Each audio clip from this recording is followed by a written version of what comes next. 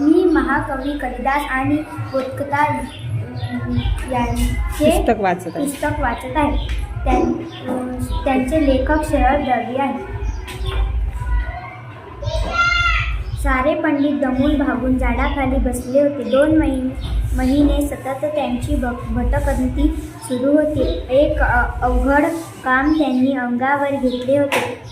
विष्णू शर्मा, आपण फिरायचं तरी किती? घर सोडून 2 महिने होत आले. हो तर मी देखील कंटाळलो आहे, सारे पंडित उद्गारले.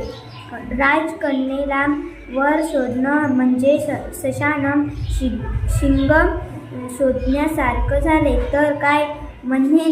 देखना थोर घराण्यातला तरुण कर्तबगार बुद्धिमान बापरे.